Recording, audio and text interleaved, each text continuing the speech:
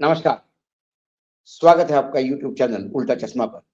लेकर आया हूँ आपका अपना कार्यक्रम विश्लेषण विद वानखड़े। 3 राज्यों में 3 तारीख को भाजपा की विजय शाम तक पूर्ण रूप से स्थापित हो गई थी। छत्तीसगढ़, मध्य प्रदेश और राजस्थान तीनों में भाजपा ने अच्छी बढ़त हासिल करके सरकार उनकी होगी, ये निर्णय जो लोगों ने दिया, उसका विजयोत्सव मनाया। लेकिन आज जब 9 तारीख है, 6 दिन बाद भी तीनों राज्यों में मुख्यमंत्री का संकट पड़ा हुआ है। पर्यवेक्षक अभी तक राजस्थान पहुंचे नहीं। कल पर्यवेक्षकों की लिस्ट तैयार हुई। छत्तीसगढ़ में तो कोई झगड़ा नहीं है, लेकिन राजस्थान का तापमान इतना बढ़ गया है कि उसके चलते मध्य प्रदेश और छत्तीसगढ़ दोनों पेंडिंग है। मध्य प्रदेश में एक सुप्त सुनामी पानी के तह के नीचे खड़ी है।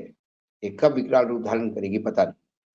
मामा हंस के मना करते हैं, लेकिन उनके मना में भी एक इंडिकेशन है कि उनके सिवा और कोई नैया पार नहीं लगा सकता। 2024 की चिंता ही मुख्यमंत्री तय करने में देरी करवा रहा है। दोनों केंद्र के गुजराती नेता बीजेपी के पूर्ण ताकत के साथ लगे हुए हैं कि कैसे भी करके एक सामंजस्य बनाया जाए राजस्थान में और 2024 में 25 सीटें जो उनके पास थी वो वापस होनी चाहिए। 29 सीटें मध्य प्रदेश से आनी चाहिए और तेलंगाना और छत्तीसगढ़ भी पूरा चाहिए। वैसे देखा जाए तो इन 3 राज्यों की सारी लोकसभा सीटें करीब-करीब 4 छोड़ के 1 मध्य प्रदेश और 3 छत्तीसगढ़ बीजेपी के पास ही थी। तो बीजेपी को कोई बड़ा गेन तो नहीं, लेकिन बिहार, बंगाल, महाराष्ट्र यहाँ जहाँ गड्ढा पड़ने वाला है, इसकी संभावित भरपाई वो यूपी से करेंगे क्योंकि 62 से 61 से वो फिर 80 तक आना चाहेंगे। वैसे 4 सीटों की भरपाई वो यहाँ से भी चाहते हैं। लेकिन यदि मुख्यमंत्री के पेच फँसते रहे और नाराज़गी बढ़ती रही, तो 2024 में यहाँ पे भी कुछ चीज़ें तकलीफ दे सकती हैं। लेकिन जिस खबर के आज विश्लेषण हम कर रहे हैं कि जब वो यूपी को अपना स्ट्रॉन्ग होल्ड मान रहे हैं, क्योंकि जब भी बीजेपी के किसी नेता से बात होती है तो बोलते हैं हमारी गिनती ही 100 से शुरू होती है। 80 यूपी की और 25 गुजरात की। ये तो हमारी है ही। तो क्या उस यूपी में कोई गड़बड़ होने जा रही है? जब यूपी में 60 से ज़्यादा सीटें बीजेपी जीत गया है, या इसके पहले 72 थी, फिर 60 हुई, 60-61, तब समाजवादी पार्टी के 44 विधायक थे। आज समाजवादी पार्टी के पास 125 विधायक हैं। समाजवादी पार्टी लोकसभा में अपने 4 सांसद भी नहीं बढ़ाएगी, ये कहना मुश्किल है। लेकिन जब वो समाजवादी पार्टी से चिंतित थे, मायावती को पैक कर चुके थे, वो इसी को फिर ले आएँगे, छोटे-छोटे दलों को फिर इकट्ठा करेंगे। लेकिन उनका डर बढ़ गया क्योंकि दिसंबर 24 को नीतीश कुमार बनारस में रोहनिया परिसर में अपनी बड़ी रैली करने जा रहे हैं। आगे तो प्लान ये भी है कि वो फिर उसके बाद अम्बेडकर नगर जाएँगे, फिर हो सके तो बस्ती जाएँगे, फूलपुर जाएँगे। यदि नीतीश कुमार उत्तर प्रदेश में उतर गए, तो बिहार के कुर्मी तो नीतीश के पीछे हैं ही। यदि उत्तर प्रदेश का कुर्मी जो 5 साढ़े 5% है और वो डिसिसिव है, तो बीजेपी के लिए बड़ा संकट खड़ा होगा, क्योंकि फिर बिहार के इस कुर्मी नेता की मार यूपी से जाके छत्तीसगढ़ तक पड़ेगी, जहाँ बघेल भी कुर्मी है। नीतीश और बघेल मिल गए, तो एक डेडली कॉकटेल साबित होगा। भाजपा ने कई कुर्मी नेताओं की फौज पाल के रखी है। प्रधानमंत्री अभी हाल ही में पंकज चौधरी के यहाँ गए थे गोरखपुर में, उनके ऊपर डोरे डाले जा रहे हैं। अनुप्रिया पटेल पहले से ही मंत्री है फूलपुर से, बरेली के गंगवार जी उनके पास है। लेकिन भाजपा का प्रॉब्लम यह है कि उन्होंने तमाम कुर्मी नेताओं को महत्व तो दिया लेकिन इज्जत नहीं, साथ में रखा लेकिन जैसे गहने पहनते हैं वैसा, ताकत किसी को नहीं दी। बीजेपी में पूरी ताकत जो है उत्तर प्रदेश में या तो योगी जी के पास है और दिल्ली में अमित शाह और नरेंद्र मोदी जी के पास है। ऐसे में यदि कुर्मी मतदाताओं के पास कोई बड़ा नाम आ जाता है नीतीश कुमार जैसा और इंडिया गठबंधन के वो संयोजक बनते हैं, तो पूरे देश का कुर्मी उनके साथ पीछे लग जाएगा। फिर ये तमाम पंकज चौधरी, अनुप्रिया पटेल, गंगवार साहब देखते रह जाएंगे। ऐसा पहले भी यूपी में हुआ है। बेनी प्रसाद वर्मा एक बड़े नाम थे, मुलायम सिंह के साथ थे तो लगातार मुलायम सिंह को सीटें दिलवा रहे थे। 2009 में जब वो कांग्रेस के साथ आ गए तो कांग्रेस को यूपी से 22 सीटें मिली, जिसमें कुर्मियों की संख्या ज्यादा थी। मनमोहन सिंह के मंत्रिमंडल में बेनी बाबू मंत्री भी बने।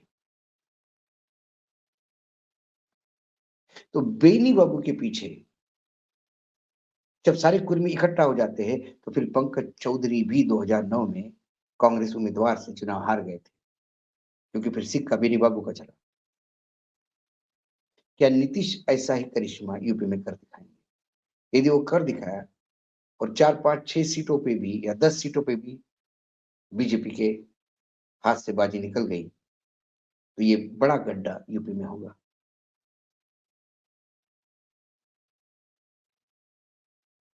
ये जो नीतीश कुमार ने पेतरा चला है और नीतीश कुमार का जो कैंपेन होगा वो Gujarat model versus Bihar model होगा।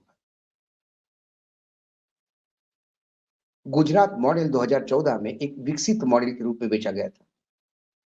पूरे देश के राज्यों को लगा कि गुजरात ने जो तरक्की की वो तरक्की हम करेंगे। हालांकि गुजरात तरक्की तो बहुत पहले से कर चुका था। मोदी जी तो सिर्फ ऊपर से जाके मुख्यमंत्री बने थे। मोदी जी के गुजरात की तरक्की में इतना योगदान नहीं, क्योंकि जो ऑलरेडी विकसित था उस पर और क्या विकास करवाओगे, वो तो निरंतर प्रक्रिया है। लेकिन मध्य प्रदेश जैसे बीमारू राज्य में लगातार 3, 4, 5 बार मुख्यमंत्री बन उस राज्य को विकास के दर ऊपर लाना, ये शिवराज सिंह का अहम काम था। लेकिन फिर सत्ता के रेस में वो बहुत पीछे पड़ गए। बिहार में लाखों लोगों को नौकरियां मिली है और उन लाखों में कई हजार उत्तर प्रदेश के भी उम्मीदवार हैं। बिहार उत्तर प्रदेश के युवाओं को नौकरियां दिलवा रहा है और डबल इंजन सरकार क्या कर रही है, ये जब सवाल युवकों के बीच में उछलता है तो फिर उसका जवाब नहीं। उत्तर प्रदेश सरकार मूर्तियां बना रहा है, मंदिर बना रहा है, पर्यटन स्थल का विकसित कर रहा है, लेकिन उत्तर प्रदेश मंदिरों का प्रदेश नहीं। उत्तर प्रदेश के वासियों का, वहां के जनता मतदाताओं का प्रदेश है। जब तक उनके पास कुछ नहीं पहुंचता तब तक राम नाम से कब तक पेट भरेंगे। ये जो 24 दिसंबर की रैली है एक टोन सेट करने जा रही है। ये तो समय बताएगा कि 24 दिसंबर तक के फरवरी तक नीतीश कुमार उत्तर प्रदेश में क्या क्या गुल खिलाते हैं। नीतीश कुमार और साथ में साइकिल, समाजवादी पार्टी, यदि यह ताकत हो गई तो जो 5, 5.5% कुर्मी है, यदि 2.5% कुर्मी के भरोसे नीतीश कुमार पूरा बिहार का गेम पलट सकते हैं, ये 5, 5.5% कुर्मी के भरोसे उत्तर प्रदेश का गेम पलटने में टाइम नहीं लगेगा। जब नरेंद्र मोदी 2024 के पॉइंट ऑफ व्यू से तीनों राज्यों के मुख्यमंत्री तय करने के लिए समय ले रहे हैं, क्योंकि उन्हें मुख्यमंत्री कौन बनेगा इसकी चिंता नहीं, जो बनेगा वो मुझे लोकसभा की सीट दिलवाएगा कि नहीं ये चिंता सता रही है। या जो नहीं बन रहा है या जिसको नहीं बनने दूंगा वो कहीं राड़ा तो नहीं अटकाएगा, ये चिंता है। जब वो मध्य प्रदेश, छत्तीसगढ़ और राजस्थान को सुरक्षित करना चाहते हैं, तो उनका जो सुरक्षित अभेद किला जिसको वो मानते हैं, ये उत्तर प्रदेश और गुजरात। गुजरात में तो अभी आम आदमी पार्टी फिर एक चक्कर अपना वजूद दिखाने का प्रयास करेगी कांग्रेस के साथ मिलकर। यदि इंडिया गठबंधन साथ में रहा, लोकसभा लड़ता है तो सीट शेयरिंग को लेके उत्तर प्रदेश में यकीनन नीतीश की एंट्री भाजपा के लिए चिंता पैदा करती है। ममता ने पहले ही महुआ मोइत्रा के इशू पे बंगाल की अस्मिता को फिर एक बार जगाने का प्रयास किया, स्त्री शक्ति पे हमला बोला। बीजेपी की चिंता दिन प्रतिदिन बढ़ी रही है।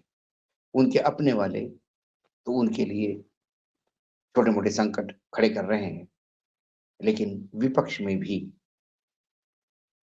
लगातार नए नए पत्ते खुल रहे हैं और नई नई समस्याएं सामने आती हुई दिखाई दे रही है।